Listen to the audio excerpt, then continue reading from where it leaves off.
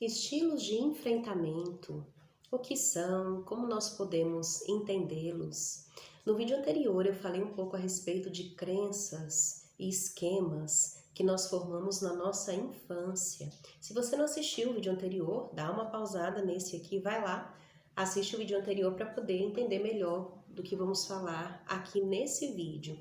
Nós vamos nos concentrar apenas nos estilos de enfrentamento, tá certo? No outro vídeo falamos dos esquemas emocionais, como eles aparecem, como são criados. E agora vamos falar de como enfrentamos esses esquemas, tá bom? Então, esses estilos de enfrentamento, eles são maneiras de nós lidarmos aí, nos comportarmos diante dos desafios, que são os esquemas, ok? Nós temos como base 3 tipos de comportamento para lidar com situações difíceis. Então, nós vamos falar sobre esses 3, tá? O primeiro tipo de comportamento que nós temos é a hipercompensação. Nessa hipercompensação está envolvido luta. Ou seja, a pessoa ela vai lutar contra o esquema tendo um comportamento excessivo, insensível muitas vezes, improdutivo. Já um outro fator aí, um outro estilo de enfrentamento é a evitação. A evitação, ela ocorre quando nós fugimos do problema. Ela tem a ver com fuga. Então, a pessoa que age com evitação, ela tenta organizar a vida dela de acordo com o esquema. Então, ela pensa assim, para eu evitar esse esquema ou esse desafio, eu não vou fazer isso. Então, ela não age, ela não reage, tem a ver com paralisação. Então, ela bloqueia sentimentos, pensamentos, recordação. Ela busca atividades e ocupação como evitação, para colocar no lugar de realmente enfrentar ali o problema. Então, esse estilo é a evitação. E o terceiro estilo que vamos falar é a resignação. Ela tem a ver com conformismo. Ela se conforma com o esquema como sendo verdadeiro e ela sente aquele sofrimento e ela age de maneira a confirmar que realmente é aquilo mesmo. Então ela vai repetindo padrões porque ela continua a viver as mesmas experiências. Deu para entender? Ficou um pouco confuso? O que é hipercompensação, evitação e resignação? Vamos dar exemplo então, tá? Eu vou fazer o seguinte, eu separei aqui 4 esquemas, tá? 4 desafios para falar para vocês como reage cada estilo de enfrentamento, tá certo? Aí vocês vão pegar aí papel e caneta, façam aí umas anotações e se autoavaliem, que esse aqui é o objetivo, tá? Faça uma autoavaliação de como é que você reage, principalmente diante desses aqui que eu vou citar para vocês. Tem outros esquemas, mas eu separei aqui 4, para não ficar tão confuso assim para vocês entenderem, tá bom? Então, o primeiro esquema que nós vamos citar aqui é o abandono. Tá? Então vamos colocar aí o abandono como esquema ou como um desafio. Muitas pessoas, quando elas passam por uma situação de abandono, elas hipercompensam. Como assim?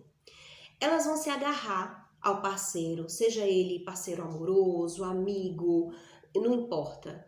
Ela vai se agarrar ao que ela não quer ser abandonada de maneira nenhuma e ela chega a ponto de sufocar. E se é uma pessoa, a pessoa ela vai ter a tendência de se afastar, porque ninguém gosta de ser sufocado. Só que aí quando essa pessoa que hipercompensa, ela percebe que a pessoa está se afastando, aí ela se afasta primeiro. Porque ela diz, eu não vou ser abandonada, então eu prefiro abandonar. Entendeu? Então a pessoa que hipercompensa em caso de abandono, ela se apega demais, mas também ela solta porque ela não quer ser abandonada. Quando a pessoa ela vê que está ali sufocando e que vai se separar ali, que vai se afastar, essa pessoa que hipercompensa faz primeiro, para ela não levar o nome de abandonada, certo? Então ela não quer ser abandonada de jeito nenhum. Ela age de uma maneira disfuncional, tá? Com esse mesmo desafio do abandono, como que age a pessoa que se comporta com evitação? Essa pessoa ela vai evitar relacionamentos muito íntimos. Ela vai evitar se envolver demais emocionalmente. Por quê? Para não ser abandonada. Então ela age com evitação. Ela nem se relaciona. Ou tem relacionamentos assim muito superficiais, que se a pessoa ali deixá-la, ela não vai sentir muito. Ela não vai ter essa sensação de abandono. Então a pessoa que age com evitação, acaba não querendo se relacionar. É disfuncional também. Sabemos que relacionamentos saudáveis são essenciais aí para nós termos uma boa saúde emocional e para sermos felizes também. Fomos criados para estarmos interagindo, estar juntos com outras pessoas e não ali isolados, certo? E na mesma situação aí, no mesmo desafio sendo o abandono, como é que reage alguém que se comporta com resignação? Essa pessoa ela vai escolher parceiros que não se comprometem. E mesmo assim elas vão aceitar o relacionamento. Porque elas pensam assim, eu vou ser abandonada mesmo? Para que lutar? Eu gosto da pessoa, sei que ela não é muito, mas vou aceitar esse relacionamento. Ela se conforma que ela vai ser abandonada. E aí ela começa a aceitar na sua vida pessoas que não se comprometem. Isso é inconsciente, tá bom? Ninguém em sã consciência, né, conscientemente aí, racionalmente, vai querer se relacionar para ser abandonado, para sentir o abandono. Mas é um padrão inconsciente. É assim que o inconsciente dela se comporta, tá certo? Então, nesse caso aí, abandono. O segundo esquema que eu peguei aqui para vocês entenderem é o abuso. O segundo desafio, ou esquema, abuso, tá? Então, como se comporta uma pessoa que foi abusada se ela hipercompensa? Ela vai abusar dos outros. Ela vai pensar assim, eu vou abusar antes que abusem de mim. Ela faz antes que façam com ela. É assim que age a pessoa que hipercompensa, tá? E como que reage a pessoa que se comporta com evitação? Ela vai evitar se tornar vulnerável e vai evitar acreditar nos outros. Então ela vai passar a ser uma pessoa muito desconfiada, ela não vai confiar em ninguém e ela vai ter aquela postura de fortaleza, de não vulnerabilidade, que também é prejudicial. Todos nós temos as nossas vulnerabilidades e precisamos ter certa medida de confiança nas outras pessoas, certo? E a pessoa que resigna, quando ela passa por abuso, essa pessoa que se comporta com resignação, ela vai escolher parceiros abusivos e vai permitir esse abuso.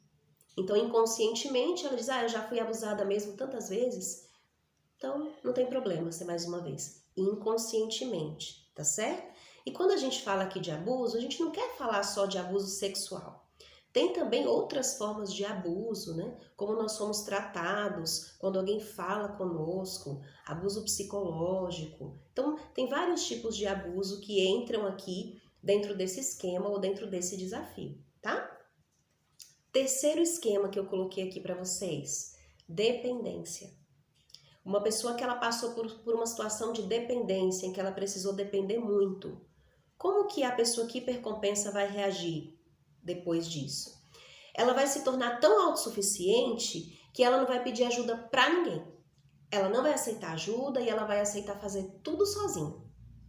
Então, a pessoa que hipercompensa, se ela teve uma infância, por exemplo, onde ela teve muita dependência, se ela teve um problema de saúde, algo que fez ela ser muito dependente e agora ela não tem mais e ela vai hipercompensar, então ela vai dizer, eu não preciso de ninguém, vou resolver tudo sozinho. Agora, a pessoa que age com evitação, em casos de dependência, ela vai evitar situações que colocam ela numa posição de depender da ajuda de outras pessoas. Então, tudo que ela vai fazer que depende de outros, ela evita fazer.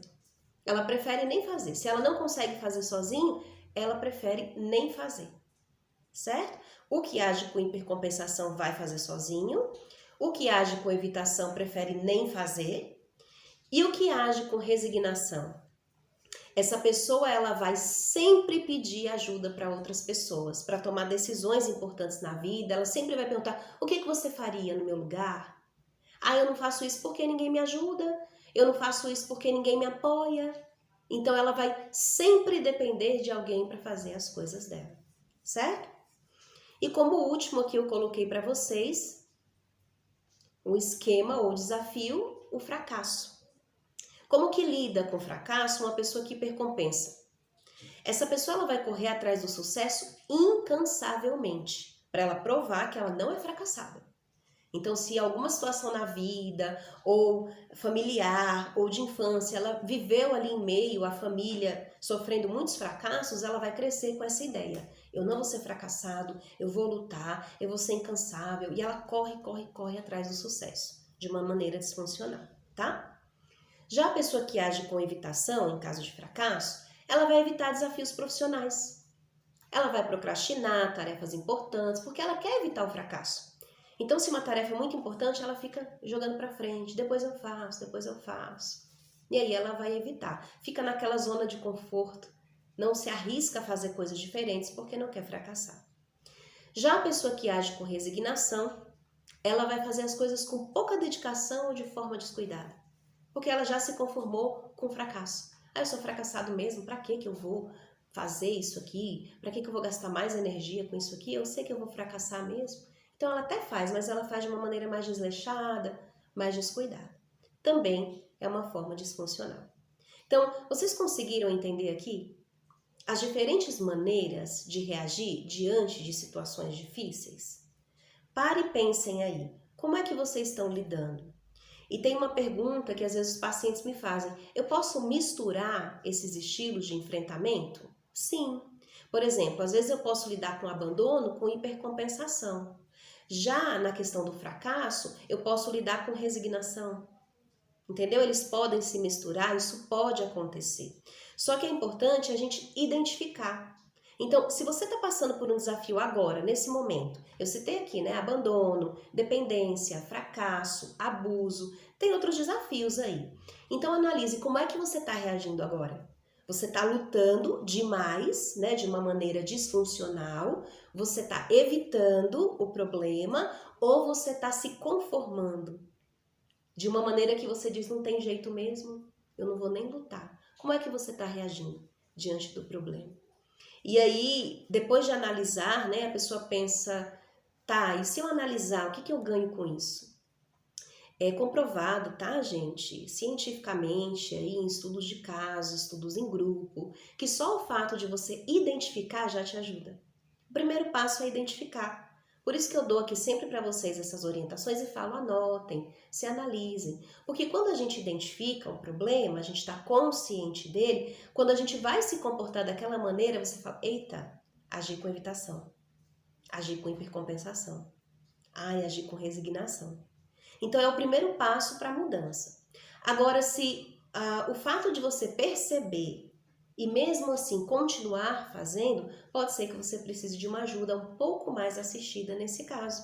E aí você pode procurar ajuda de um terapeuta. Na minha forma aí de tratamento, na minha forma de terapia, nós conseguimos identificar qual é o estilo aí de comportamento, de enfrentamento que você tem e fazer exercícios terapêuticos que são direcionados para o teu tipo de comportamento, para ter um equilíbrio. Porque, na realidade, o que nós precisamos é ter equilíbrio quando nos comportamos diante das situações difíceis da vida, tá certo? Então, eu espero que essas informações tenham sido úteis para você. Se você achou que o conteúdo foi interessante, coloca aí um gostei, compartilhe com outras pessoas também que precisam saber dessas informações, para que mais pessoas possam aí agir com mais inteligência emocional, tá certo? Então, um grande abraço para vocês e até o próximo vídeo.